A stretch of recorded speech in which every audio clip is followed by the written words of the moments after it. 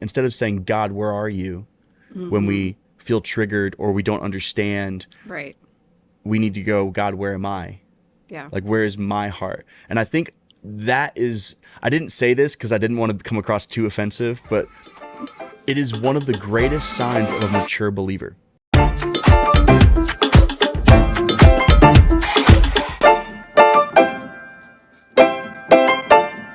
Okay. Welcome back to Going Deeper. We are so excited to be talking, having conversation today. We're actually taking 2 weeks of messages because I was in Ecuador the week that you preached, Yes, which you were. you did an amazing job. It was awesome. We've been in this series on mindful, and you did part 4. Yes, I did. I messed up the numbers. I think I had put you down as part 3, but then there was a message or whatever that I don't know. Yeah. It all just kind of blurs together now. Yes. In my mind, I'm so mindful. But we've been mindful. You did part 4. I did part 5 this past week. And I've personally loved like how in depth Dad has gotten into some of the intricacies of how the mind works.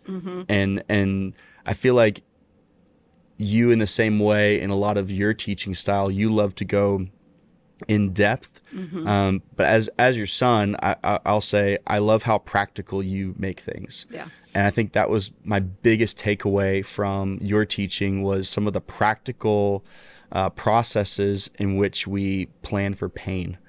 I thought that was beautiful. Do you want to go deeper on that at all? Well, I love a David Wagner quote. I believe it's David Wagner quote, I'm pretty sure, where he says, if it's not practical, it's not spiritual. It's good. So I definitely think that things should be practical, because if they're not, then we really don't know how to implement them. And I think that probably the biggest thing for me, a lot of that study came out of just my own personal journey. Yeah. And I just think that we don't always have a plan for how we're going to deal with pain.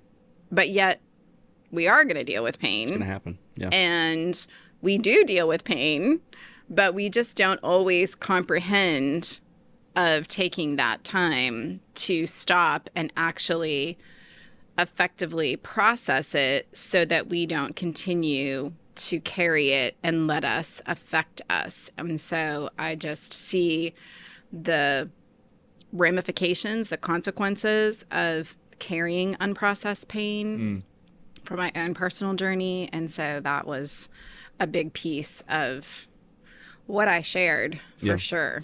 A couple of things that I had written down. Time does not heal, but rather reveals which seed you are watering. Have a plan to deal with pain, to rework brain pathways. Yes. And then emotions are not necessarily a bad thing, but rather indicators. Talk about that for a second. Yes. Indicators. I think it's sad that in recent years, anyway, I feel like feelings have gotten a bad rap in the church, and we like to preach and say, like, you can't follow your feelings. Yeah. You need to follow faith. I've preached that. I'm pretty sure you preached that. I'm pretty sure your dad has preached that. Yeah. And in theory, I think what is trying to be said is that it's more or less like following after our feelings and letting our feelings lead us. Good. And there's a big difference. Yeah. And so what has happened to people is, in an effort to maybe not follow their feelings, they ignore their feelings. And I think that feelings, like I said, are a great indicator. Well, they ignore their feelings and they push them down. Exactly. Yeah. If you can look at even a different word that gets used a lot today, it would be triggers. Yeah. And I think that triggers should really be like red flags to us of something deeper that is going on. Yeah. That if I keep having, especially if it's a reoccurring trigger where I always respond in this way to maybe this particular situation, or this is my go-to response to maybe blow up or to be moody or cry or all of those kind of things, I think that it would do us well to dig deeper into that and to try to define what is happening behind that. And I really think that in a lot of ways that God has given us the ability to do that with him. I think the Psalms are full of those kind of examples where David wept and he cried out his heart. He poured out his heart before God. And in that moment, he found comfort. I think I was having a conversation with somebody recently where I was talking about one of the Beatitudes that said, blessed are those who mourn, for they shall be comforted. Yeah. And really, it's kind of one of those promises from God that if you mourn, you will be comforted. So good. And so I think that there's sometimes a lot of mourning and grief involved in our feelings, that if we would indeed take the time to talk to Jesus about them and process them together with him, that we would experience the comfort that we so desperately want. Well, and it even connects into what I preached on this past Sunday. Yes. In regards to, your offense reveals your heart. Yes. If the word of God triggers something, yes, it shouldn't be God's bad, like God did this to me. We so often point the finger at God or the institution of the church or whatever it is, but in reality, it's supposed to reveal our heart. And go. And I think one of the things I said was, instead of saying, God, where are you? When we feel triggered or we don't understand, right, we need to go, God, where am I? Yeah. Like, where is my heart? And I think that is, I didn't say this because I didn't want to come across too offensive, but it is one of the greatest signs of a mature believer. When you can look at your emotions, when you can look at your triggers, you can look at all these things that are wired into who you are, or whether it's how you were raised or the trauma you experienced or whatever it might be. When you can look at those things and then point to, okay, God, now what do I need to shift? Yeah. Because this truth shouldn't be setting me off, or I know I shouldn't be acting this way, or I know I should be growing, and because I'm not, then there must be something off with me. Like, that is the sign of a mature believer. Taking responsibility. Gosh. I feel like it's become so countercultural. Yeah. And that was kind of something that as you were preaching, that just kept hitting me, of like, we're losing in our even culture today taking responsibility, and we cast it off on anything else, whether it's other people, whether it's the church in general. We want someone else to take the blame and be responsible instead of us just taking responsibility and realizing that we're the first ones who have to change in a situation, or we're the first ones who have to dig deep and change our perspective, instead of, we're never going to grow if we keep putting it off and blaming others. But I think perspective is so important. Yeah. With that. And I feel like we've talked about this a lot, but if you can't change your perspective and you're only going to see things through the filter of how your life experience, you're not going to grow. Right. We have to put on the eyes of God, and when we read scripture, like, allow it to read us. Yeah. And that's how we're going to see change take place. Yeah. I'm going to preach on this at some point. I've alluded to it before, but I feel like, I don't know, there's something that's just hitting me right now. The story in the Bible, Jesus shares a parable or he shares a story of a man who's, trying to help his brother get the speck out of his eye when he's got a log in his own eye. Right. And, I had a whole like hunting accident a while back where like I poked my eye and it was like the most excruciating, painful thing in the world. Well, I'll tell it in a much more like fun way whenever I preach about it. But it's so interesting going back to perspective, going back to blaming, how so often we have people that are in real pain. Yes.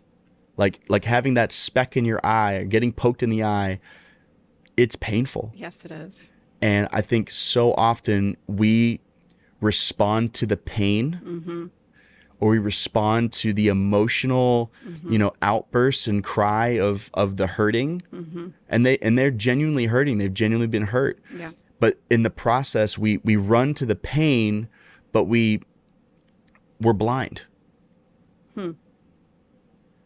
Like we're trying to help people, overcome something with all of these other ideas and concepts like, oh, you should air this out, or, you should, do this therapy, and therapy is great. Like going through these things are great, but we have all of the answers except for Jesus.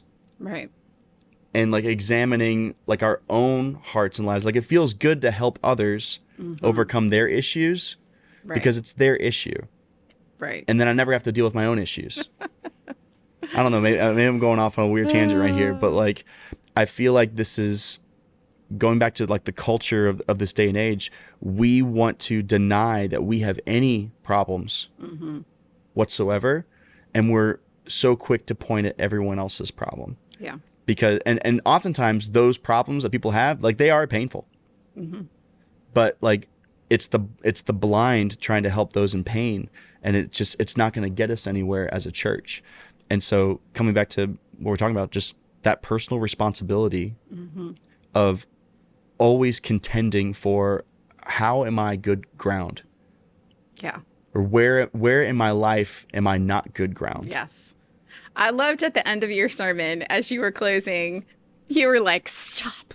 Just stop it right now. Yeah. Like, I know what you're doing. And I'm in the moment, I was like, what? What do you mean? You know what I'm thinking right now. You know what I'm doing. Like, what are you talking about? But then you were like, you're trying to figure out which ground you are. And we're all of them. Yeah. And I was like, oh, yes, you're right. Like, but that again is such a great picture of like, we all carry these different emotional moments. We all like have things that like on a good day, we don't necessarily recognize them or see them. So like on the days that we're the good soil, we don't always comprehend. But then when something happens that triggers us, or we respond in a certain way, or it just sets us into this kind of toxic cycle,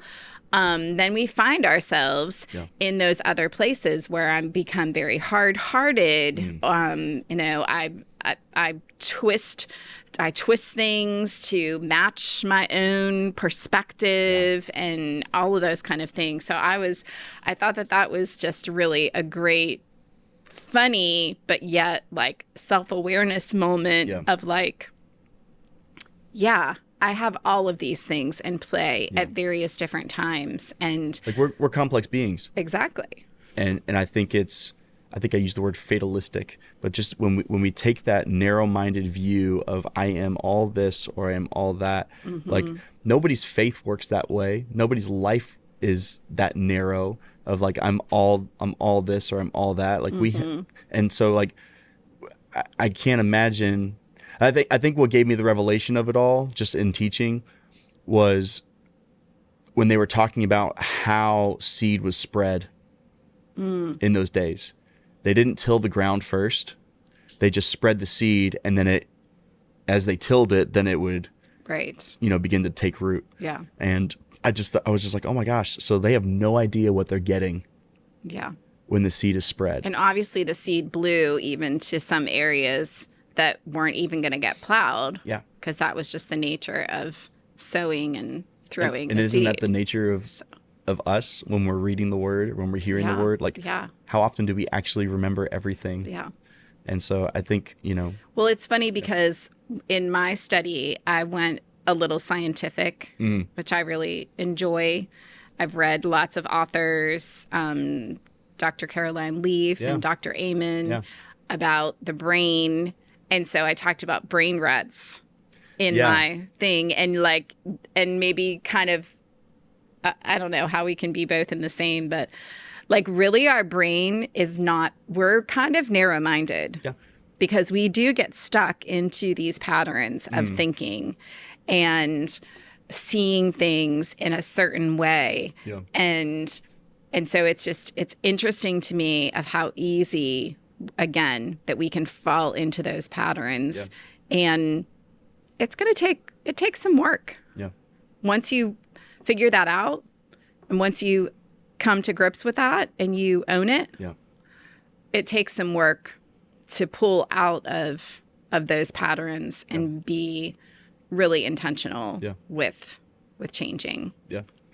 Practically speaking, just kind of wrapping up here, what are some of the big, like, practical takeaways that we can begin to walk in our faith as we plan for pain, as we become good soil? 3, 2, 1. Let's go. What do you got? I mean, I think that you have to have a plan. Like I said, like I shared that day, that you need to have a plan, and it needs to involve Jesus. And other people, great, but I think it's you and Jesus, and allowing the soil of your heart Yeah. to be manipulated and to let him change your perspective on things. Yeah. Let him give you compassion or forgiveness or just a new understanding of those things. And even if that doesn't necessarily come the way that you hope that it would come, I think that what does come is his peace. Yeah. Because the word says that oftentimes it's his peace that passes all of our understanding, which means that we don't always have the full understanding that we wish that we would have. So I think definitely just processing it. And I think that self-awareness is huge and is hard at the same time of really being self-aware. And so I have found for myself anyway, that it's rhythms and having some established routines that kind of put me in that place of self-awareness. Yeah. Of taking the time to really reflect Yeah. and where did this happen and how did this happen and what can I do differently I was gonna say with that. I was gonna say with that too, like in recognizing your trigger spots or your blind spots, but then recognizing I can't control what anyone else does. Right. Like I can't control, but I can control my own. Yes. I have to take responsibility for my own triggers, and that's not me going like I have triggers and I have all these things. You can't touch this button or like it's like no, I have this button. It's going to get pressed. It's making the plan of like when this happens. When it happens. Here's how I'm going to react. Yes. And here's how I'm going to shift. And over time, that's how you heal Yeah. from it. Yeah. Like I know there's buttons that I have had that I had to like not guard, but just go, I know this is going to get touched on. Right. And here's how I need to react in the moment. And I love it. This is great. Well, this has been Going Deeper, part 4 and 5 of Mindful. Yeah. And this next week we've got Ecuador, and then we've got At the Movies. So it's going to be, this is gonna like be a our great last, summer. this might be our last podcast for a minute, Yeah. but summer's going to be hitting hard. It's going to be amazing. It's going to be awesome. So we love you guys. Thanks for watching Going Deeper.